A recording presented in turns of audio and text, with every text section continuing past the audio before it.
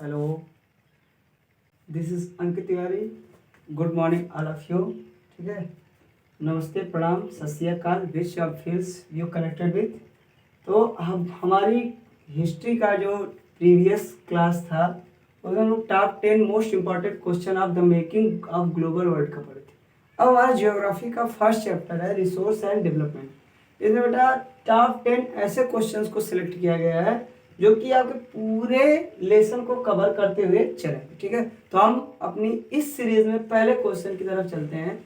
ठीक है, तो पहला क्वेश्चन हमारा, what is resources or define the word resources. Resource क्या है, या फिर दूसरा क्वेश्चन ये बन सकता है कि उसको डिफाइन करिए जो रिसोर्स।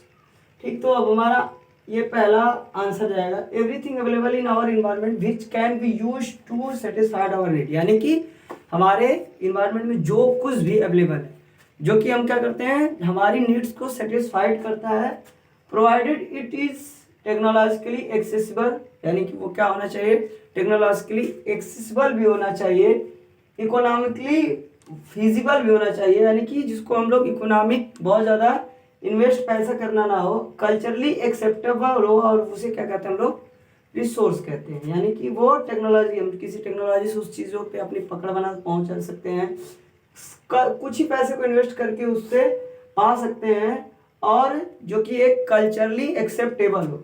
अगर कल्चरली एक्सेप्टेबल नहीं होगा तो उस रिसोर्स की हमारे पास कोई वैल्यू नहीं होगी। ठीक है, अब ये हो गया पहला अपना आंसर। ठीक है, दूसरा क्वेश्चन है, how many types of resources can be classified. यानी कि हम लोग रिसोर्स को कितनी तरह से क्लासिफाइड कर सकते हैं। ठीक है, इसका आंसर होगा कि we are classified the we can be classified the resources such as 4 types.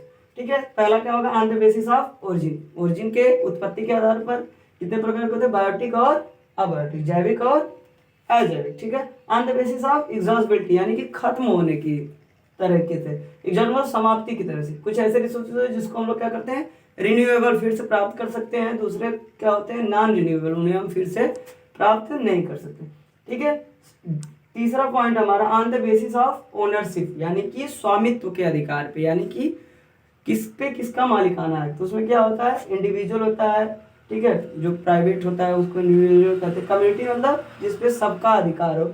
National का मतलब जिसपे अब किसी भी कंट्री का, स्पेसिफिक कंट्री का क्या हो, राइट्स हो उसके ऊपर। और 14 क्या, इंटरनेशनल, यानी कि समुद्र में कुछ ऐसी दूरियां होती हैं, लगभग 200 मील की दूरी जो होती है, सॉरी 200 मील की दूरी होती है, उसके बाद वाले जो रिसोर्सेज होते हैं वो इंटरनेशनल रिसोर्सेज रहते हैं। ठीक है, अब on the status of development, development के स्टेटस पे, on the basis of status of development के बेसिस पे कितने प्रकार के होते हैं, 4 प्रकार के, potential, developed, stock and reserve.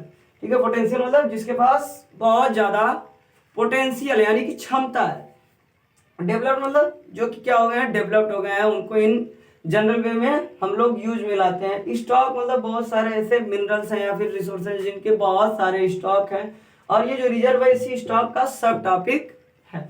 ये हो गई पहला और दूसरा क्वेश्चन। तीसरा क्वेश्चन अब इसमें देख लीजिए, difference between individual and community owned resources. क्या होगा, इन दोनों में अंतर क्या है।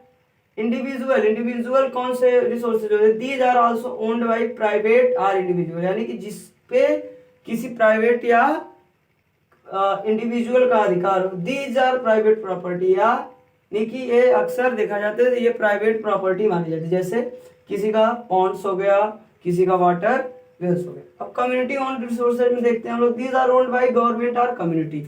इस पे अधिकार किसका होता है, चाहे वो सरकार का होगा या फिर कम्युनिटी। दीज आर गवर्नमेंट और कोऑपरेटिव प्रॉपर्टी, ये गवर्नमेंट की प्रॉपर्टी होगी या फिर कोऑपरेटिव प्रॉपर्टी होगी, यानी कि मतलब लगभग सभी लोगों की मिली जुली प्रॉपर्टी। जैसे कोई ग्रेजिंग ग्राउंड हो गया, ठीक है, वॉकिंग पार्क हो गया, ईटीसी, या फिर प्लेइंग ग्राउंड हो गया, ये सब जो होता है वो क्या किस में आ जाता है, कम्युनिटी ओन्ड रिसोर्सेज में आता है। और कम्युनिटी और इंडिविजुअल किस बेसिस पे होते हैं, on the basis of ownership के बेसिस पे होते हैं।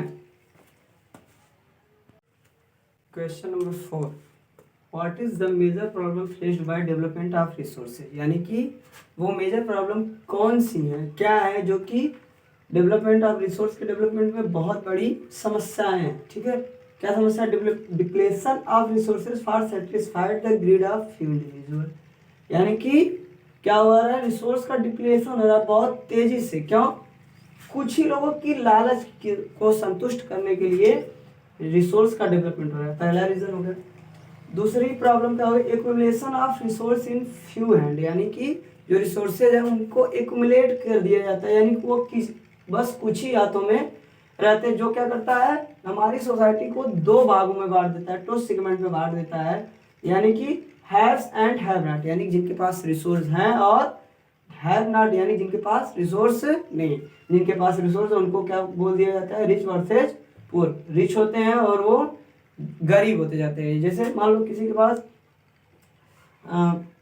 आयरन की सफिशिएंसी, मतलब आयरन के ऊपर कंट्रोल हो गया किसी का, किसी इंडिविजुअल का, ठीक है, तो क्या होगा, वो धीरे धीरे रिच होता जाएगा, और जो पुअर है वो धीरे धीरे पुअर ही होता जाएगा। वो आगे उसको ग्रो, इकोनॉमी ग्रो करने का प्रोसेस बहुत कम हो जाएगा, ठीक। इनडिस्क्रिमिनेट एक्सप्लॉयटेशन ऑफ रिसोर्सेज, ठीक है, क्या हो रहा है, जो भी रिसोर्स हमारे पास उनको इनडिस्क्रिमिनेट तरह से एक्सप्लॉयट करना है। अगर मान लो हमारे पास वाटर की सफिशिएंसी है तो क्या करेंगे, निकाल के डेली कार धोएंगे, डेली शूज धोएंगे, सब कुछ ऐसा काम करते हैं, जिसकी वजह से क्या हो रहा है, has led to global ecologically crisis.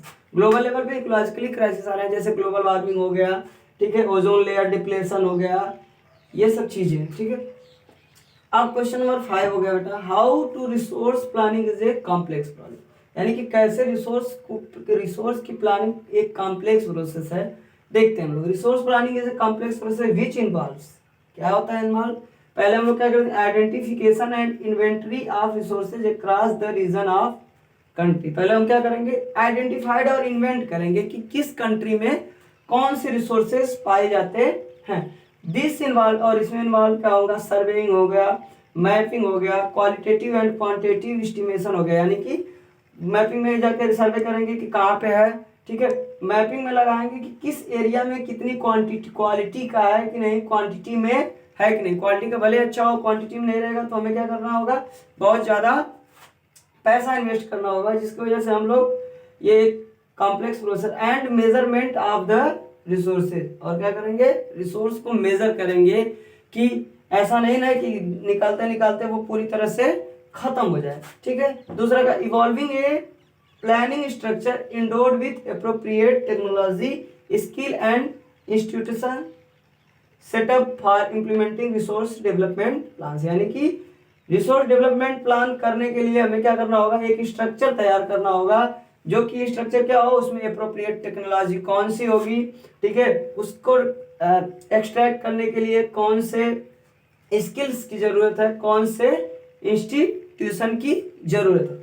ये दो स्टेप हो गया। तीसरा step matching the resource development plan, यानी कि ये जो रिसोर्स डेवलपमेंट प्लान हम बनाए हैं उससे मैच करेंगे कि वो ओवरऑल नेशनल डेवलपमेंट प्लान से मैच कर रहा है कि नहीं। कहीं ऐसा कि जो डेवलपमेंट प्लान हम लोग बनाए हैं उसके बाहर नहीं चला जा रहा है। ये होगा कि जो हम प्लान बनाए हैं वो नेशनल डेवलपमेंट प्लान को फुलफिल करता हुआ पाया जाए,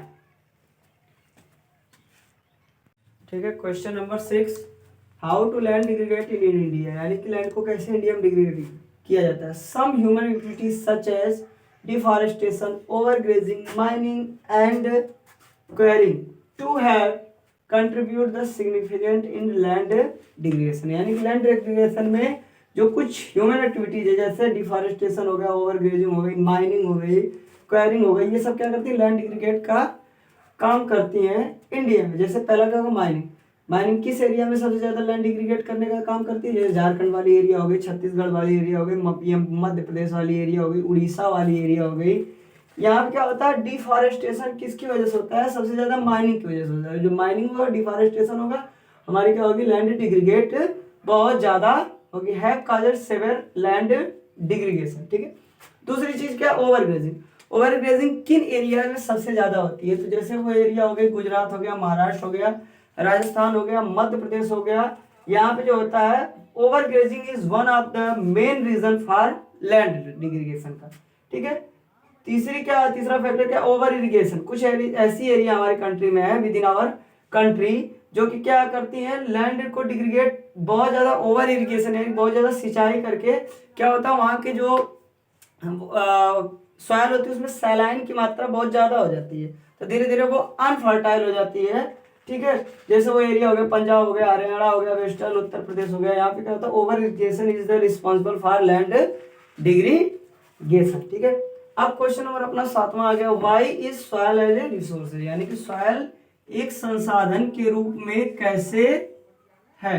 ठीक है, because it is the medium of plant growth and support different type of living organism. ये क्या करती है, क्यों है रिसोर्स की, ये एक साधन होता है, मीडियम होता है कि कोई प्लांट इस पे क्या करे, ग्रो करे, और जो विभिन्न प्रकार की जो ऑर्गेनिज्म है, छोटे छोटे जीव है जो कि सॉइल में रहते हैं, उनको ये क्या करती है, सपोर्ट करती है। कौन, अपनी soil. The soil is a living system, soil क्या है, लिविंग सिस्टम है, जिसकी वजह से हम लोग इसको क्या मानते हैं, रिसोर्स मानते हैं।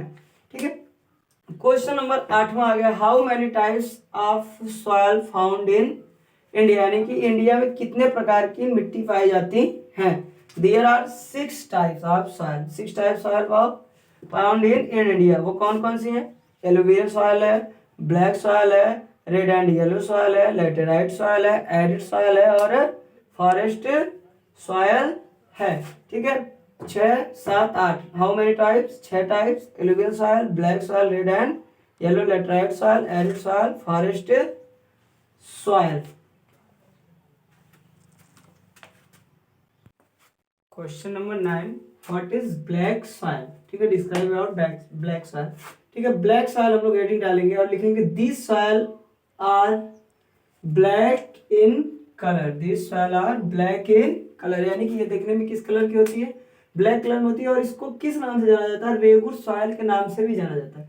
अब इसको ब्लैक कॉटन सॉइल क्यों कहा जाता है, this soil is ideal for growing cotton, यानी कि ये जो सॉइल होती है कॉटन को ग्रो करने के लिए बहुत ही अच्छी सॉइल मानी जाती है, इसलिए इसको ब्लैक कॉटन सॉइल कहा जाता है। ठीक है, ये हो गए soil type. Black soil, black soil क्या होती है, कलर में ब्लैक होती है। ठीक है, और इसको रेगुर सॉइल के नाम से जानते हैं। ये इसमें कौन सी सबसे ज्यादा अच्छी क्रॉप्स कौन सी, कॉटन क्रॉप्स होती है, कॉटन के ग्रोइंग के लिए सबसे आइडियल सॉइल मानी जाती है। ठीक है, और इसलिए इसको ब्लैक कॉटन सॉइल कहते हैं।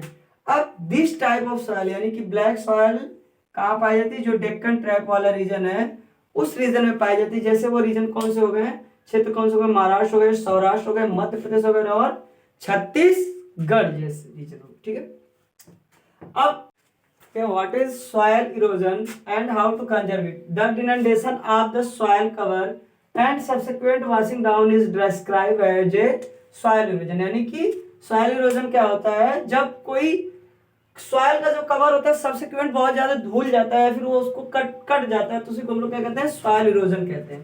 ठीक है, 2 मेजर है उसके लिए, इसके सॉइल इरोजन के 2 कारण हो सकते हैं, पहला ह्यूमन फैक्टर हो सकता है, दूसरा नेचुरल फैक्टर। ह्यूमन फैक्टर कैसे इसको सॉइल इरोजन को इन्फ्लुएंस करता है, जैसे डिफॉरेस्टेशन हो गया, ओवर ग्रेजिंग हो गई, कंस्ट्रक्शन हो गया, माइनिंग हो गया।